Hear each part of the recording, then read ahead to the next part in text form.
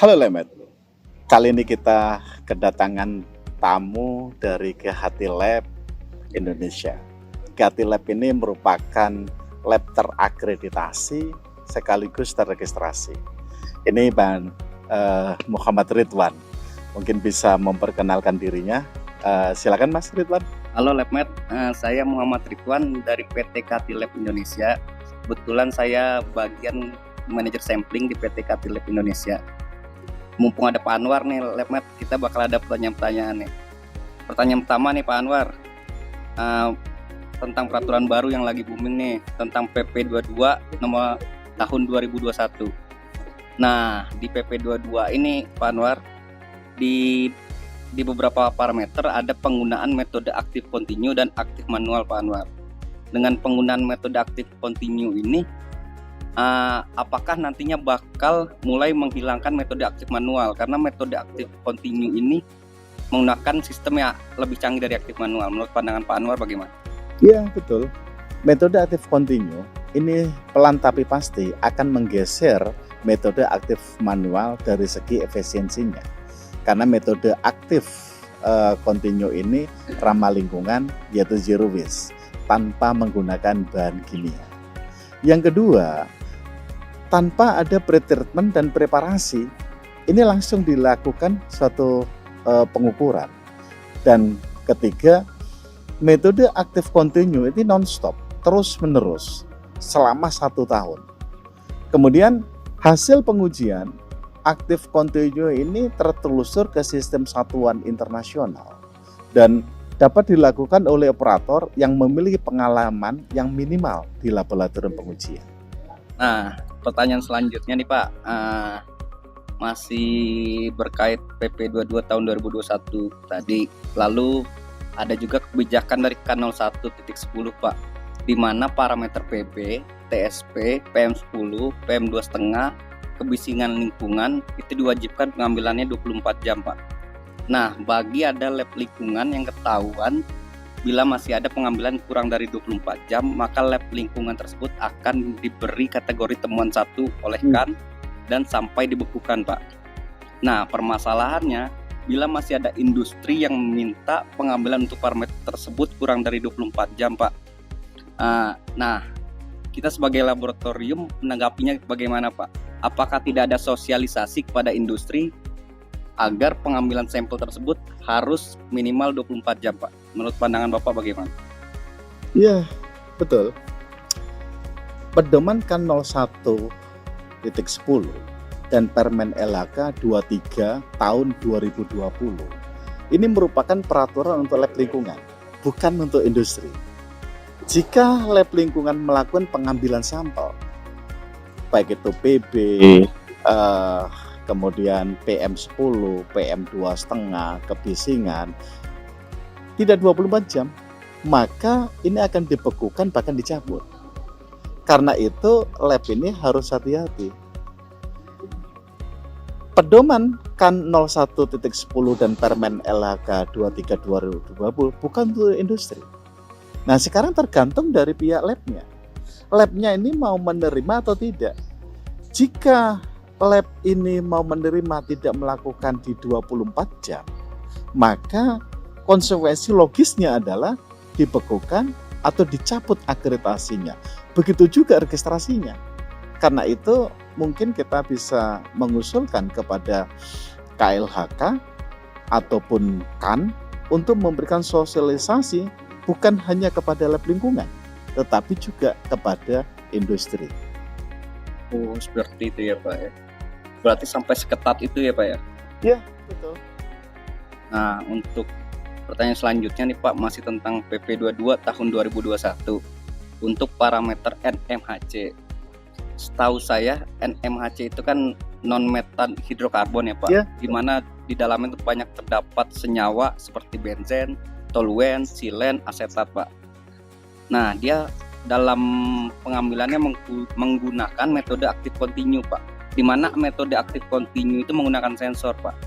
Nah, di saat lab lingkungan mempunyai alat aktif kontinu untuk NMHC ini Pak, otomatis sensor yang digunakan akan dikalibrasi, Pak. Nah, itu untuk kalibrasi kita memakai sensor apa, Pak? Sedangkan senyawa dalam non-metan hidrokarbon ini cukup banyak, Pak. Gimana, Pak? Iya, jadi senyawa NMHC ini mungkin belasan bahkan puluhan parameter udara. Seperti yang tadi disebutkan asetat, toluen, DTX dan lain sebagainya. Pertanyaannya bagaimana mengkalibrasi sensor NMHC? NMHC ini bisa dikalibrasi dengan isobutilen. Isobutilen ini yang memiliki respon yang relatif cukup bagus terhadap senyawa NMHC. Jadi kita bisa melakukannya dengan certified gas isobutilen. Berarti cukup diwakilkan dengan senyawa isobutilen, Pak. Betul. Nah, untuk pertanyaan selanjutnya nih, Pak, mungkin ke nilai ambang batas, Pak. Saya punya pertanyaan di parameter SO2 di PP 22 tahun 2021, di mana nilai ambang batas SO2 itu kalau saya tidak salah itu di angka 150, Pak. Sedangkan LOQ atau limit of quantitation di SNI itu 25, Pak. Di mana nilai ambang batasnya memiliki 3 angka penting dan LOQ dari SNI-nya itu memiliki 2 angka penting. Apakah perlu kita tambahkan 25,0 untuk memenuhi 3 angka penting dalam nilai ambang batas, Pak? Iya, angka penting ini lebih fokus kepada desimal. Angka yang memiliki desimal 0,00 sekian itu yang harus dimasukkan ke dalam angka penting. Ketika ini angkanya itu satuan, puluhan, ratusan, bahkan ribuan, itu tidak mempunyai signifikan terhadap nilai angka penting. Tadi dikatakan bahwa hasilnya 25, apakah perlu ditulis 25,0 mg per liter? Makna 25,0 mg per liter ini tidak mempunyai arti apapun. Karena itu baku mutunya 150 dan hasil kita 25, tulis saja 25 karena nilai 0 tidak memiliki arti apapun. Mengenai masih nilai ambang batas, Pak, di mana di suatu kondisi kita menemukan nilai ambang batas itu 0,001, Pak. Nah, lalu kita mendapatkan hasil untuk pengujian itu 0,0014, Pak. Di mana di aturan angka penting di 0,0014 itu jika dibulatkan 0,001, Pak. Nah, itu kan berarti pas nilai ambang batas, Pak. Jadi bagaimana kita penulisannya agar itu sesuai memasuki pas nilai ambang batas atau melebihi nilai ambang batas, Pak? Iya, ketika kita menggunakan angka penting, maka kita harus mempertimbangkan nilai kritis atas atau nilai kritis bawah. Tadi dikatakan 0,001. Ini mempunyai nilai kritis atas 0,0011 sampai 0,0014. Nilai kritis bawah adalah 0,00096 sampai 0,00099. Nah, ini kita tidak boleh dibulatkan. Angka itu harus dilaporkan melebihi satu angka yang ada di dalam angka kritis atau nilai baku mutu. Jadi biarkan saja angka 0,0014 itu harus dilaporkan. Yang penting adalah melaporkan dengan ketidakpastian. Jadi itu sudah bisa dikategorikan melebihi angka kritis atau melebihi baku mutu. Jadi harus hati-hati kita melaporkan angka penting tersebut. Nah, sekarang kita kayaknya mulai ke udara sumber tidak bergerak nih, Pak. Di udara sumber tidak bergerak itu di mana penentuan titik sampling pada cerobong itu 8D2D ya, Pak? Ya. 8D2D itu mungkin masalah di lapangan seperti ini, Pak. 8D2D itu kalau menurut teoritisnya itu 8 kali diameter dari gangguan bawah dan 2 kali diameter dari gangguan atas. Yes, betul. Nah, kejadian aktual di lapangan ini kebanyakan mereka itu menghitung dari diameter dasar, Pak, dari tanah. Jadi otomatis titik sampling itu bakal lebih rendah dari ketentuan. Menurut Bapak pengaruhnya apa tuh Pak? Yang pasti isokinetiknya akan berpengaruh. Karena 2D 8D ini terkait dengan pengambilan partikulat yang mensyaratkan isokinetik. Jadi 2D 8D ini dihitung dari gangguan atas kali 2D, gangguan bawah ini 8D. Nah, bukan diukur dari tanah. Jadi kalau gitu akan mempengaruhi partikulatnya.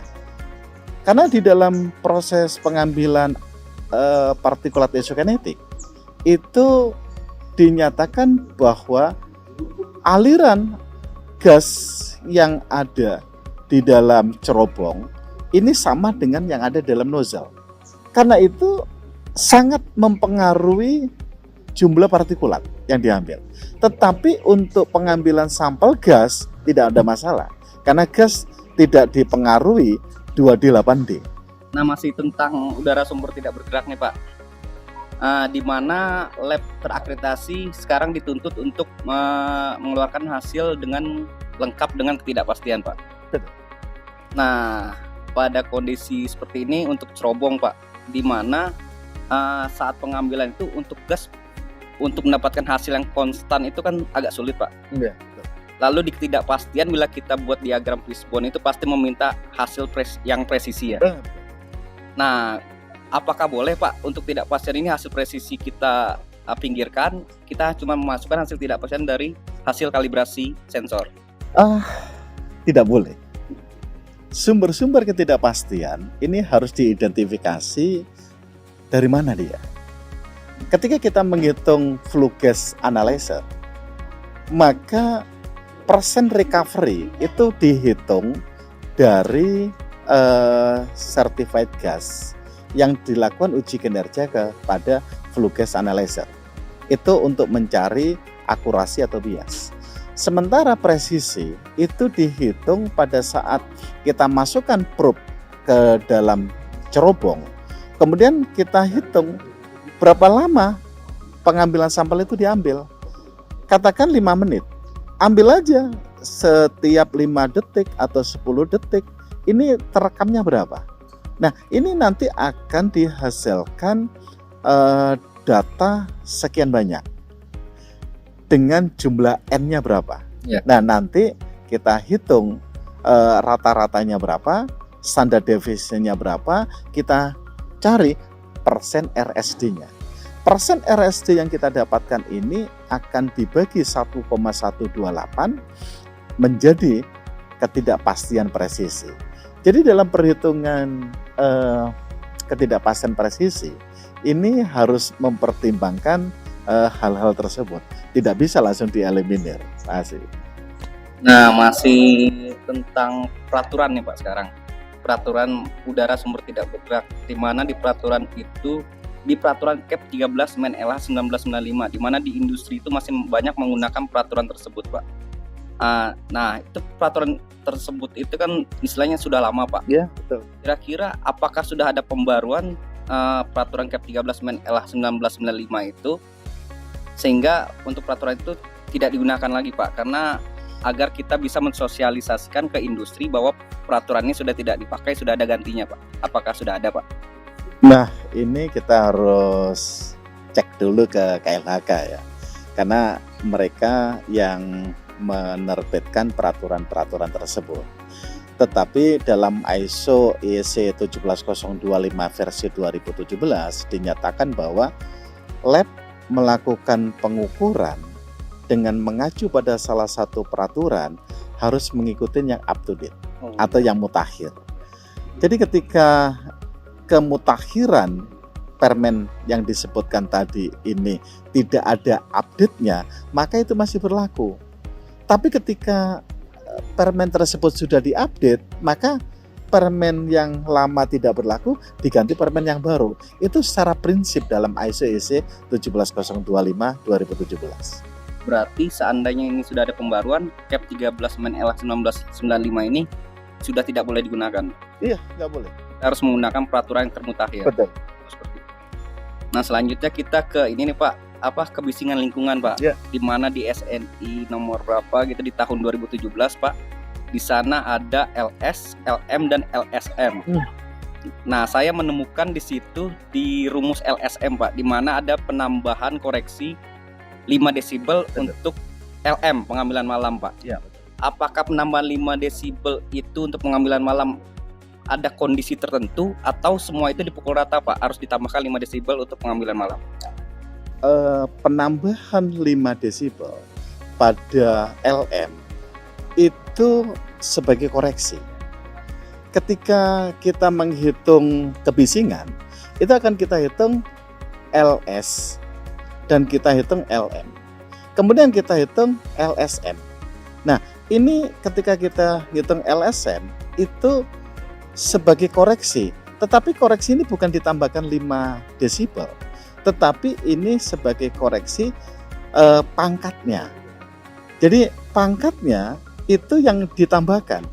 Jadi kalau gitu LS harus lebih besar daripada LM. Ini secara prinsipnya. Jadi itu dalam acuan yang di SNI maupun acuan di tempat yang lain, itu semua menggunakan rumus seperti itu. Berarti memang kita harus mengacu ke SNI. Seandainya di rumus itu memang ada koreksi 5 desibel untuk pengambilan malam, berarti kita ikuti itu ya, Pak? Betul. Masuk ke verifikasi metode nih, Pak. Di mana di verifikasi metode itu ada IDL, MDL, LOQ dan LOL, Pak. Nah, yang saya tahu di sini mungkin yang perlu ditentukan itu MDL, Pak. Di mana ada pengulangan ya, Pak. Untuk LOQ minimal 7 kali pengulangan. Betul. Lalu didapatkan hasil MDL, Pak. Untuk IDL-nya, Pak, apakah kita perlu melakukan pengujian, Pak? Karena pengalaman saya, Pak, ada beberapa ketika kita diaudit, asesor ini minta untuk dia lakukan pengujian untuk IDL, Pak. Nah, di sana saya agak bingung, Pak. Emang perlu gitu IDL itu diuji, Pak? Menurut Bapak bagaimana, Pak? Nggak harus. IDL ini ditentukan oleh lab. Karena penentuan IDL ini adalah dengan belangko. Ketika belangko ini kita lakukan pengukuran, maka diperoleh IDL. Setelah lab ini mendapatkan DL untuk apa? Karena IDL ini adalah sebagai prediksi MDL dan LOQ. Tidak ada satupun lab yang melaporkan IDL. Tetapi lab selalu melaporkan MDL ataupun LOQ. Nah, yang jadi pertanyaan adalah bukan IDL-nya, tetapi kenapa kita harus mengukur MDL? Nah, ketika kita mengukur MDL, itu adalah melihat kemampuan sekaligus keterbatasan lab dalam menerapkan metode tersebut. Nah, ini harus dalam proses verifikasi atau validasi, lab harus melakukan MDL. Nah, MDL ini banyak persyaratan yang harus ditetapkan. Ketika lab sudah memenuhi persyaratan semua itu, maka MDL, LOQ diterima dan itu sebagai batasan terendah suatu laporan hasil pengujian. Kemarin Saya habis nonton nih, Pak, yang channel Bapak yang judulnya tentang passive sampler, Pak, untuk Betul. parameter SO2 dan NO2. Betul. Nah, di PP 22 tahun 2021 itu kan untuk SO2 dan NO2 ada metodenya aktif kontinu dan aktif manual, Pak. Iya, betul. Nah, berarti dari yang saya tonton di channel Bapak, di mana passive sampler ini bisa mewakili untuk aktif manual, Pak. Nah, untuk baku mutunya sendiri bagaimana, Pak? Di mana di sana baku mutu hanya ada 1 jam. Hanya ada 1 jam, sedangkan untuk metode passive sampler ini sendiri pengambilannya 1-2 minggu, Pak. Apakah bisa disandingkan dengan baku mutu yang ada di PP 22 tahun 2021 itu atau bagaimana, Pak? Nggak bisa. Itu passive sampler tidak ada baku mutunya. Karena passive sampler ini diambil selama 2 minggu. Ketika kita mengambil SO2 dan NO2 itu ya itulah hasilnya. Nah, hasilnya untuk apa, Pak, kalau gitu? Hasilnya untuk ISPU, Indeks Standar Pencemar Udara, bukan dibandingkan dengan baku mutu. Di dalam podcast saya sebelumnya itu saya katakan memang aktif kontinu dengan aktif manual itu ada dalam PP 22 2001. Tetapi salah satu aktif manual ini bisa dilakukan dengan mengambil secara imbinger atau dengan passive sampler. Nah, saya tidak membandingkan passive sampler ini dengan baku mutunya, tetapi secara metode itu bisa dilakukan. Lalu untuk bila kita mau pengajuan akreditasi passive sampler ini berarti tidak bisa dibandingkan dengan baku mutu, Pak? Tidak. Passive sampler tidak bisa dibandingkan dengan baku mutu.